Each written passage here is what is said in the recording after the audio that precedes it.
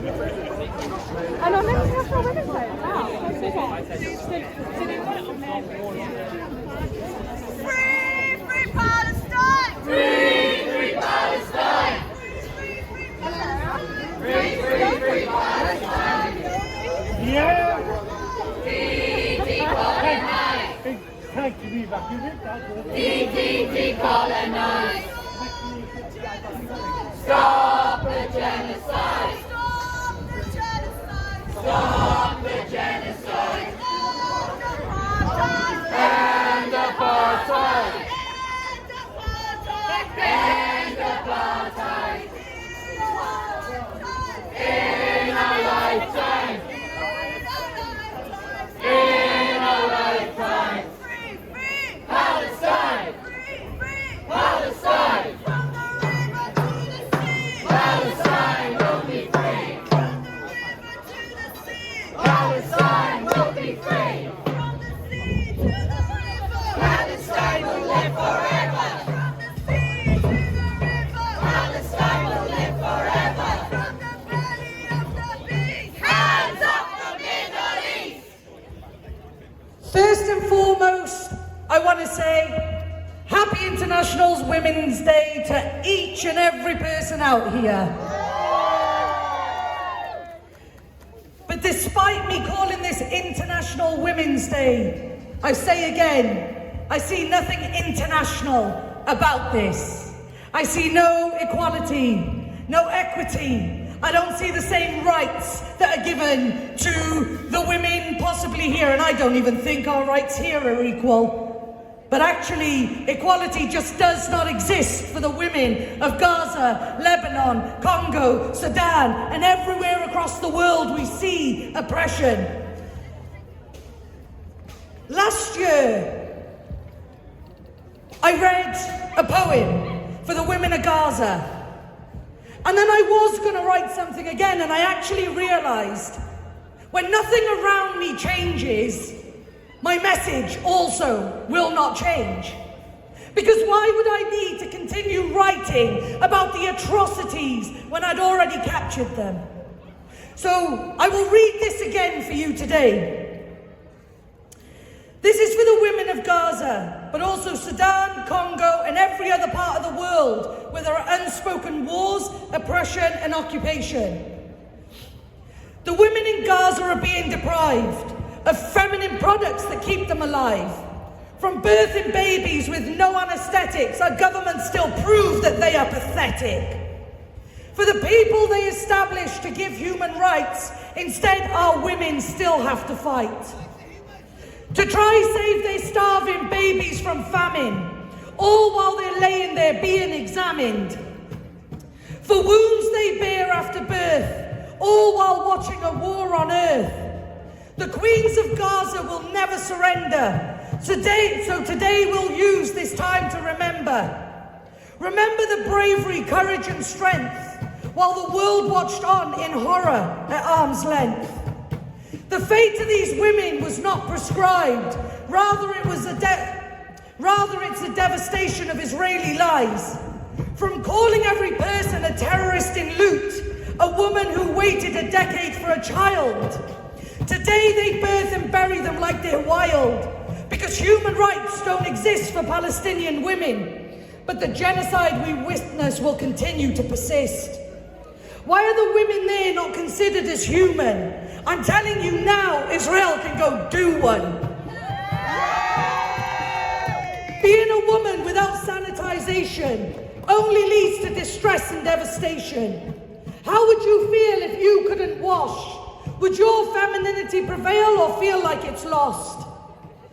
The women in Palestine watch their families being obliterated and not even get the time to go and commemorate it, because they are piecing back together their children's limbs while searching for food through empty bins.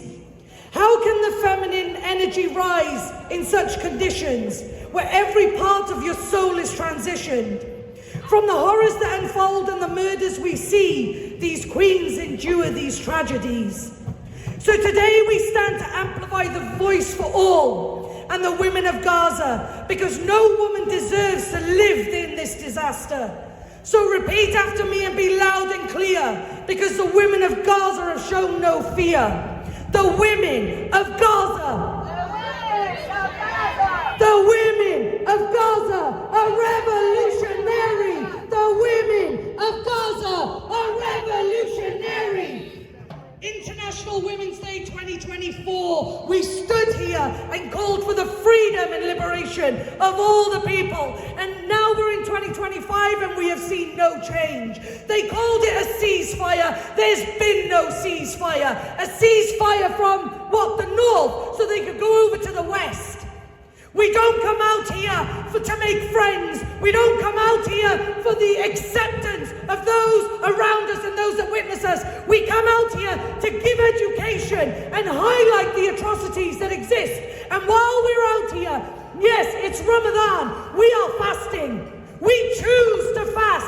These people have no food, and yet again, Netanyahu is talking about closing the borders off. And this time, it's supported by Donald Trump, who this week, I already seen announced, will apparently send everything now to finish the job. If this is not the time to unite, liberate each other, liberate the entire movement, come together and call for that liberation, then there will never be a time. Unity is the key and success to making everything work. Collaboration, knowing that the person that stands next to you is the person's hand you grab hold of, because together we can unite people, educate people, and we will continue until Palestine is free. We have a lot of speakers today, so I would like to bring on our next speaker, Amen. Put your hands together, everyone. Thank you so much for that poem. I guess it's, I don't want to say Happy International Women's Day, but just acknowledge that it's International Women's Day, because most women around the world are not happy. I wanted to really quickly share something personal first, and that is, I was reflecting that within my family, I am the first from both sides and for generations that has the ability to be able to speak publicly and express my opinions safely. And I'll never take for granted what a huge privilege this has been for me when I have seen my mother, my grandmother, my aunties not be able to have the ability to be able to express their opinions safely in public and have a public voice. And I'm really grateful for that. And I think we should all recognize that it's a huge privilege that we all have. It shouldn't be a privilege, but it is. And we are told often to be a voice for the voiceless. I take issue with that phrase because women are not voiceless or languageless. They do have a voice or they do have a language and they do use it. It's that they're either ignored, spoken over, or violently shut down. And part of the Zionist propaganda machine of shutting down voices and shutting down opinions and shutting down the truth is that they overwhelm the media with so many atrocities that before we can even begin to process one atrocity, the next one happens, and we're forced to move on from that so we can react to this new horrific thing that has happened. And we forget what happened yesterday so we can focus on what's happening today. Until another massacre comes out, another statistic comes out. So the things I want to talk about, they're really upsetting and heartbreaking, to say the least.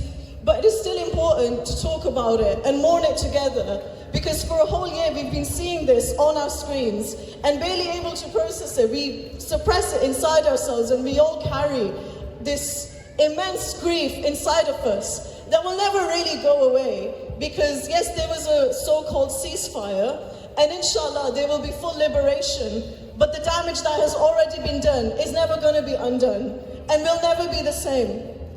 So I want to take a moment to remember and reflect and mourn some of the atrocity Palestinian and Sudanese women have bared, and this is only in the last year. Giving birth and raising children through genocide is one of the most revolutionary acts someone can do.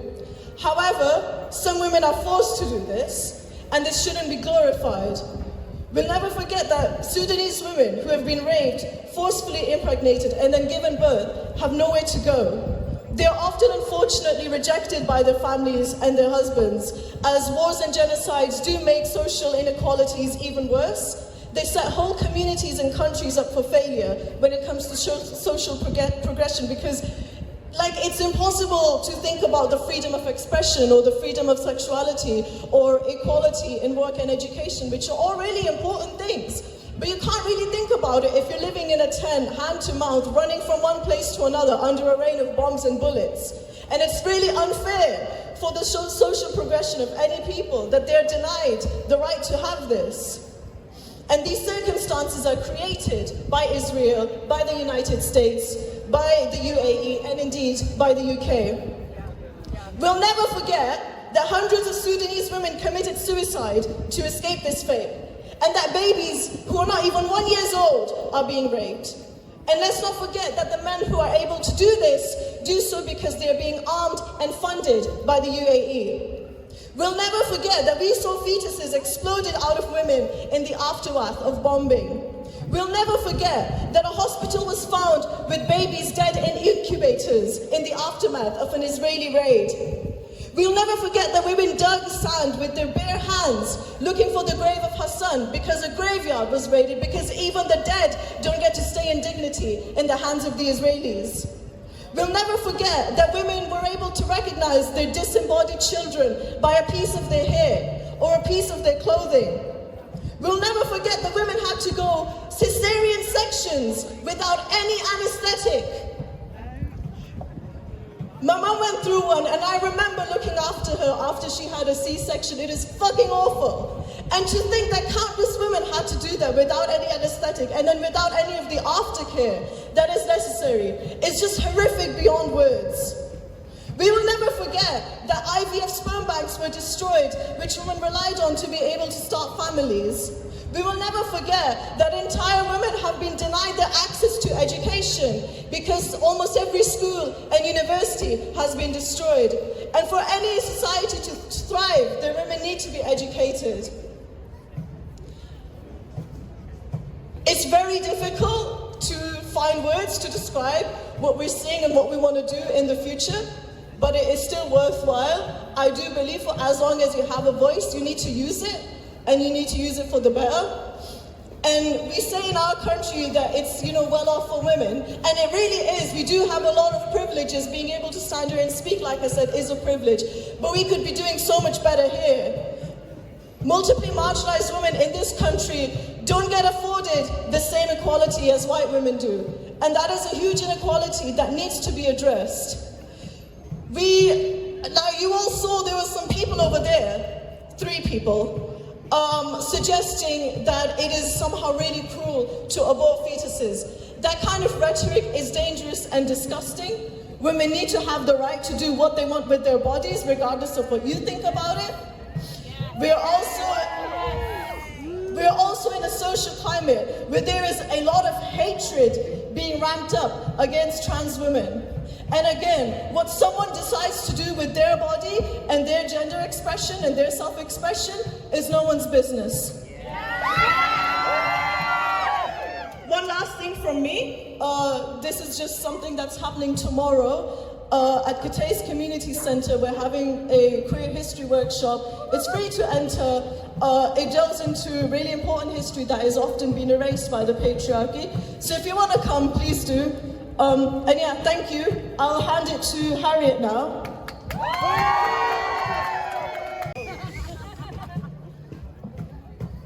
Hi everyone, Prinhanda and Ramadan Kareem. I am not free while any woman is unfree. This is a well-known quote from the legendary Audre Lorde that has long become misappropriated by liberal capitalist feminism. But the full quote is often forgotten. The full quote is that I am not free while any woman is unfree, even when her shackles are very different to my own. And I am not free as long as a single person of colour remains chained, and nor is any of you. In another part of that speech, she asks, what woman here is so enamoured of her own oppression that she cannot see the heel print upon another woman's face? And as we stand here in the belly of the beast, we must acknowledge the ways that white Western neoliberalism has pacified the feminist movement.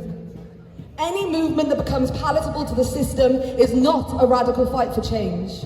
And the acceptable form of feminism that has been co-opted by white Western institutions seeks to completely rewrite the history of women's struggle and erase the actions of women in the global south in anti-colonial struggle for women's liberation. And these women who know that the fight is rooted in an unavoidable intersection between economic, cultural, political, reproductive, medical and environmental struggles. Feminism, true feminism, is an international decolonial movement. Feminism is solidarity. Feminism is Leila Khalid, revolutionary Palestinian freedom fighter and member of the Popular Front for the Liberation of Palestine. Feminism is Khalida Jarrah, revolutionary Palestinian freedom fighter, politician and member of the Popular Front for the Liberation of Palestine. We all saw the images of her being released from an Israeli prison in January, frail and greying from the torture she had been subject to. Feminism is Rachel Corrie, American activist and member of the International Solidarity Movement, who at the age of 23 was crushed to death by an Israeli bulldozer as she protested the demolition of Palestinian houses in Gaza. Feminism is Marsha P. Johnson and Sylvia Rivera, prominent members of the infamous Stonewall Uprising and founders of STAR and the Star House for queer young people facing homelessness in New York. Feminism is Corbina Devonish, who stands boldly in the face of state suppression for her fierce activism for Palestine and all oppressed people. Feminism is every woman of the Cardiff 19. Feminism is the women of Palestine Action. Feminism is the mothers on the council estate who are auntie to every child in the street. Feminism is all of those who cared for me after my ovary was removed when I could do nothing for myself and I was at my most vulnerable. Feminism is the trans woman who cuts her friend's hair for free in her bedroom because she knows they wouldn't get a haircut otherwise. Feminism is every single mother who brings her children to their local marches for Palestine. Feminism is the 3 generations who stand hand in hand on the weeks of Cardiff every week, marching and chanting for liberation. Feminism is not breaking a glass ceiling or getting more women in boardrooms. Feminism is not Kamala Harris or Priti Patel. Feminism is not Taylor Swift. It is not so-called Labour MPs or more women in Parliament. It is not women in South Wales Police or the women in the British Army. Feminism is not Wendy Lana, a woman who sits in her ivory tower suspending students and staff for standing up for Palestine while slashing people's jobs in the name of corporate greed. This pacified feminism I talk about, it is the same feminism that demonizes men of color, that instantly sees our Muslim brothers as a threat, that criticizes our Muslim sisters, that enforces border violence and applauds increased surveillance. This feminism actively ignores the plight of Palestinian women because talking about their genocide is deemed too political. This feminism seeks to promise a few white women a seat at the table at the detriment of all other women. We must listen to the entirety of Audre Lorde's infamous speech, and we must know that it is our duty to fight until every single woman is liberated. There is still so much to be done, and as women in the West, we must learn from the rich history of revolutionary women in the global South, uplift, support, and listen to the revolutionary women in our presence and in the present, and love, cherish, and raise the revolutionary women of the future. We must fight until not a single woman participates in the oppression of another. Whilst Palestinian women live under bombardment and fight to survive their genocide, while Sudanese women are being subject to mass murder and rape, while women in Kashmir are living under occupation, then not a single one of us is free. Every single day until liberation. Thank you, Free Palestine. And we know that none of us are free without the freedom and liberation for our trans sisters. So it gives me great pleasure to introduce the wonderful Shabazz. Let me collect myself for a second because that speech was amazing, Harriet. Can we have another round of applause for that?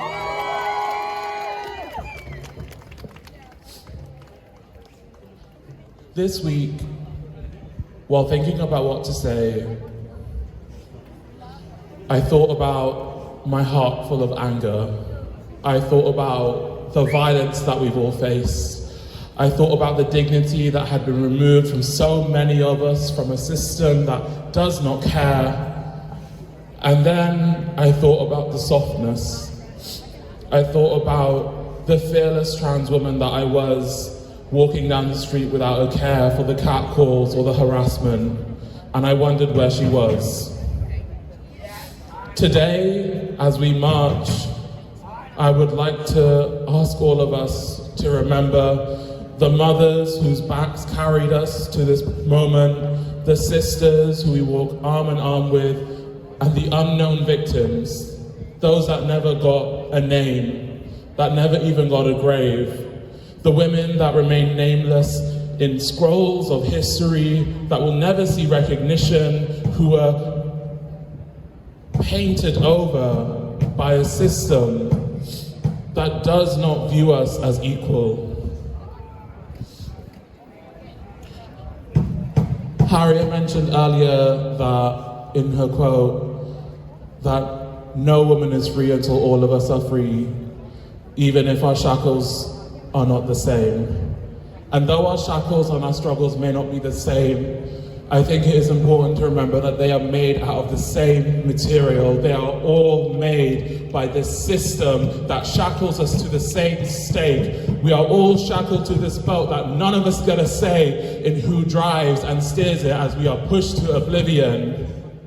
And to that I say we rise up. No one can break their own shackles by themselves. It takes many people. This system does not care about one of us, so we must show them that they must give a shit about all of us.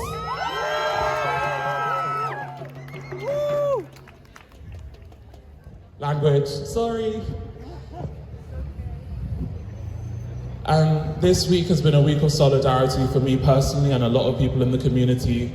And I want to take this moment to remind you all that solidarity is not a like or a retweet or an add to story. Solidarity is sitting in the doctor's office so that your trans friends are not misgendered. Solidarity is sitting with your mothers when this country does not respect the fact that English is their second language. Solidarity is learning the recipes that are stolen from us through colonialism. Solidarity is walking hand in hand. Solidarity is giving a jacket to someone who has been through so much on a night out. Solidarity is asking, can you text me when you get home safe, and calling if you don't. Solidarity is all of these things and more. And solidarity is difficult, but that is why we do it.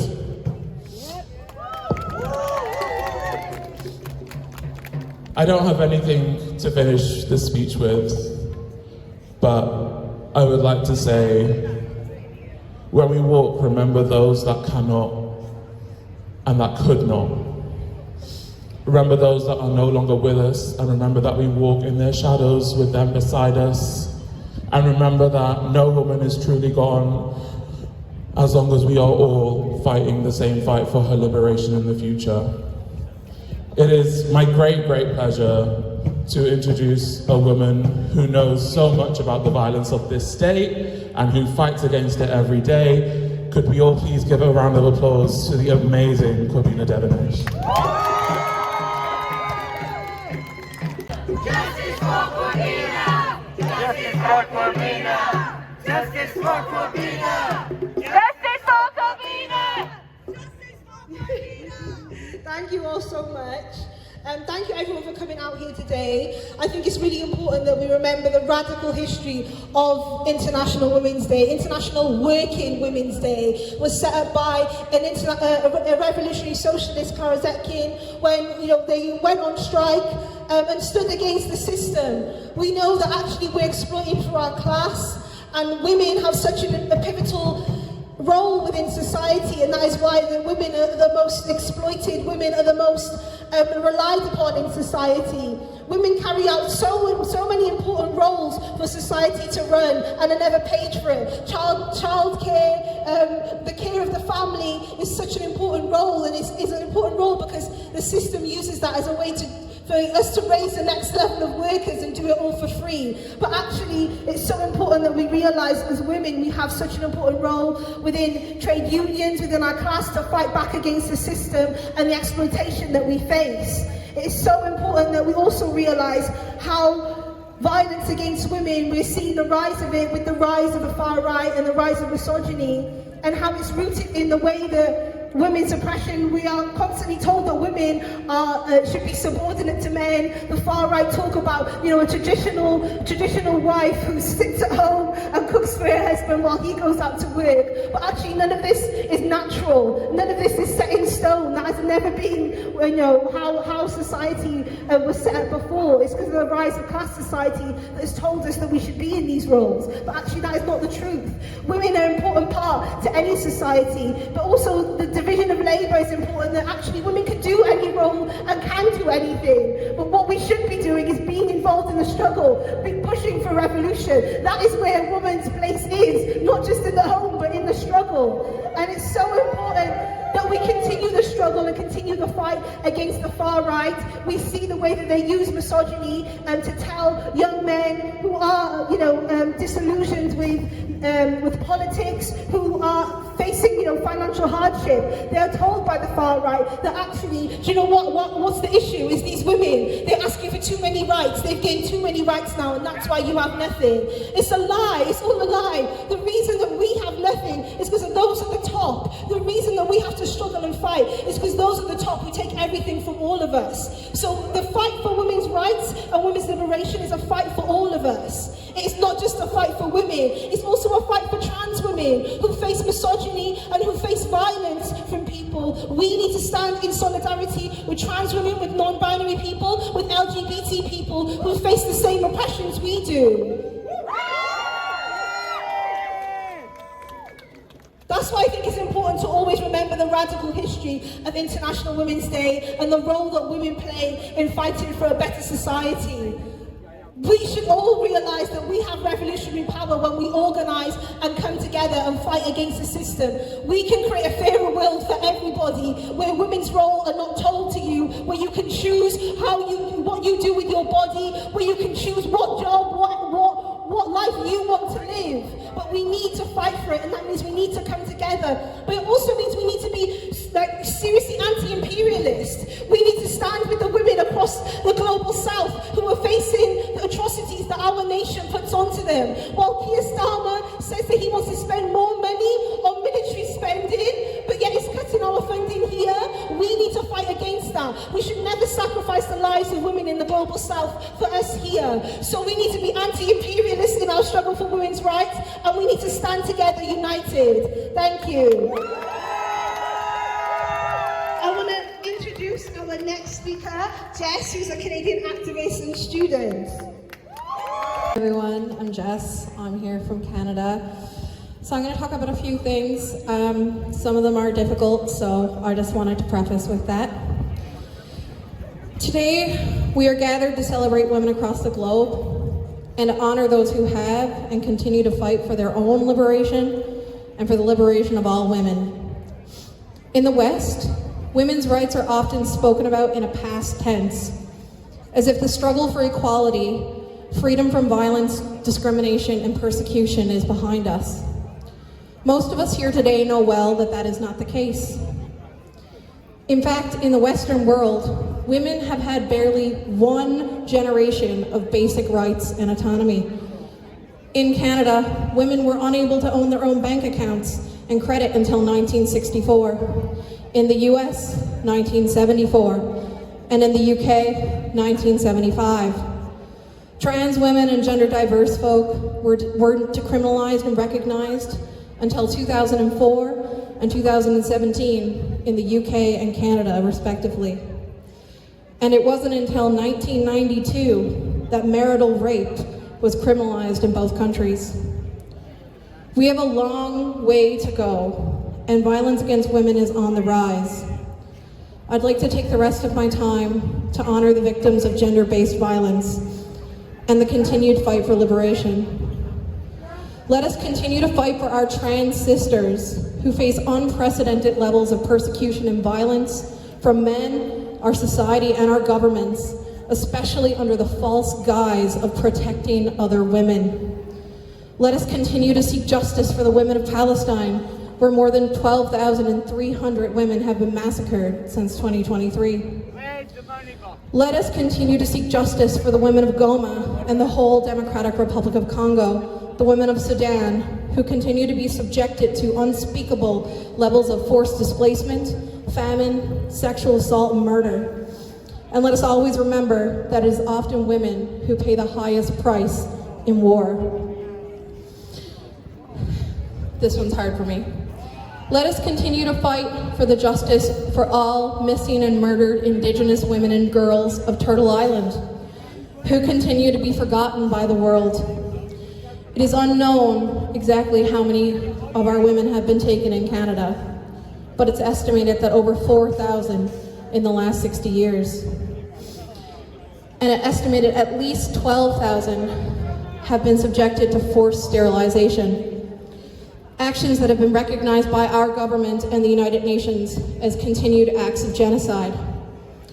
Finally, I want to bring attention to one particular story. I want us all to remember the name Emily Pike.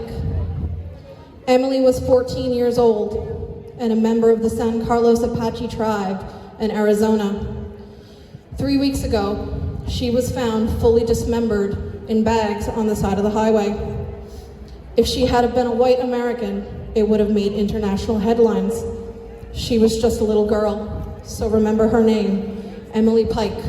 Rest in power. Let's never forget why we continue to fight and who we are fighting for. Thanks. I'm going to introduce Justice for Emily Pike. Justice for Emily Pike! Justice for Emily Pike! Justice for Emily Pike! Justice for Emily Pike! Justice for Emily Pike! Justice for Emily Pike! Thank you so much for your solidarity. It means more than I have words for. I'm going to introduce our next speaker, who is Renata. She's not here. We were just joking. No, she's unable to be with us today. Because I think it's time. Let's take this down the street. Let's raise our voices. And everyone, please remember, it doesn't matter how small we are in numbers. We are mighty in power. We are mightier together. And the more we call out for the freedom and liberation for women, children, and actually every oppressed human, I promise you we will reach that state. Free, free! Palestine! Free, free! Palestine! Free, free! Palestine! Extremist anyone, stand up, please.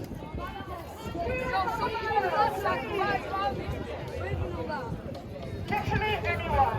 Anyone with three hands on the banner, I beg. We've just found out there's a march to Congo further down. So we're trying to see if we can catch up with us, so we can all march together then.